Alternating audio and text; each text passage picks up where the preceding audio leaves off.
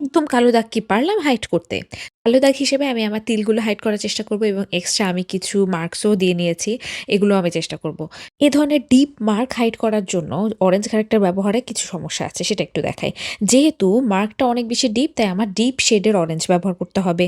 তো সেটা আমি ব্যবহার করে মানে এপ্লাই করে সেটাকে একটু ব্লেন্ড আউট করে নিচ্ছি। তার উপরে কিন্তু বেশ ভালো পরিমাণে কনসিলার দিতে হয় যেন সেই অরেঞ্জ ভাবটা লুকিয়ে যায়। কিন্তু তাতে যে সমস্যাটা হয় দেখুন এখনও দেখা যাচ্ছে, কারণ আমি ব্লেন্ড করতে গিয়ে অনেকটা আসলে আমার কারেক্টারটা সরিয়ে ফেলেছি। এখন কারেক্টারটা কিভাবে আমি একদম ফিক্স করতে পারি, একটু লাইট শেডের কারেক্টার, যেন সেটা না নড়ে এবং আমি খুব আরাম করে কনসিলার অ্যাপ্লাই করতে পারি। তো আমি এখানে আমার যে ব্রাউ জেল আছে, আমি আমার ব্রাউ জেল অ্যাপ্লাই করছি আমার স্পটগুলোর উপরে। এটা সম্পূর্ণ আমার নিজে এক্সপেরিমেন্ট।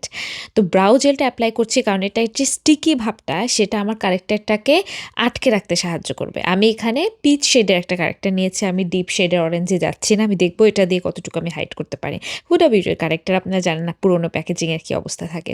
তো আমি একদম স্মল একটা পেন্সিল ব্রাশ দিয়ে এরকম করে উপরে উপরে যখন আমার ব্রাউ জেলটা একটু আঠা আঠা অবস্থায় ছিল তখন অ্যাপ্লাই করছি। এখন অ্যাপ্লাই করে আমি 2 মিনিট অপেক্ষা করব যেন ব্রাউ জেলের সাথে সাথে আমার এই কারেক্টারটাও একদম সেট হয়ে যেতে পারে আমার ত্বকে। এই ফাঁকে মনে হলো যে যতটুকু কারেক্টার লেগে আছে ব্রাশে ওটা আমি আমার আন্ডার আইতে অ্যাপ্লাই করে নিই। তো সেটাই আমি করছি এবং 2 মিনিটও হয়ে যাবে এর মধ্যে দিয়ে। আমি আইব্রাউজটা এখন একটু মানে ব্রাশ করে নিচ্ছি উল্টো দিকে, এভাবেই করি আমি। এরপরে গিয়ে আমি ঠিকমতো পরে ব্রাশ করে নিব। এখন আমি নিক্সের এই নতুন ফাউন্ডেশনটা ট্রাই করছি। এটা আসলে অয়েলি স্কিনের জন্য বেশি মানানসই। কিন্তু আমার কাছে মনে হলো যেহেতু আমি চাচ্ছি যে খুব ভালো মতো স্টিক হয়ে থাকুক ফাউন্ডেশনটা আমার স্কিনে, এবং এটা আমার আসলে আমার স্কিন শেড থেকে 2 শেড লাইট আমি ভুলে কিনেছি। আমার আর 2 শেড ডার্ক কেনা উচিত ছিল। যাই হোক, এটাও একটা চ্যালেঞ্জ, দেখব যে এটা দিয়েও আমি কাজ চালাতে পারি কিনা। তো আমি ঠিক ওই কারেক্টের জায়গাগুলো বাদে বাকি জায়গাগুলোতে আগে অ্যাপ্লাই করে নিচ্ছি আমার ফাউন্ডেশন। এরপরে গিয়ে আমি উপরে অ্যাপ্লাই করব। উপরে যে অ্যাপ্লাই করবো একদম ডিফারেন্টভাবে, যেভাবে দেখছেন যে আমি চেপে চেপে বসাচ্ছি, আমি ঘষাঘষি করব না কোনো। যতই আমি যাই কিছু কারিগরি করি না কেন এটা কিন্তু সরে যেতে পারে। এই কারণে আমি জাস্ট চেপে চেপে বসাবো।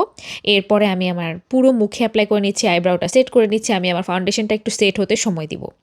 যখন মোটামুটি ফাউন্ডেশনটা সেট হয়ে যাবে এরপর আমি একটু ব্রঞ্জার অ্যাপ্লাই করে নিচ্ছি। ব্যক্তিগতভাবে আমি আসলে খুব একটা বদার্ড হই না যখন আমার মুখে ব্রণ বা ব্রণের দাগ থাকে, এবং আমি সেটা খুব একটা ঢাকার চেষ্টা করি না। আমার কাছে মনে হয় ওটাই ন্যাচারাল লাগে। কিন্তু যদি কেউ ঢাকতে চান কোনো অসুবিধা নেই, কখনো কখনো গ্ল্যাম মেকআপের জন্য একটু মনও চায়। তো সেক্ষেত্রে এই টেকনিকটা কাজে লাগবে কিনা, কারণ আমি একদম কাছে থেকে আপনাদেরকে দেখানোর চেষ্টা করছি।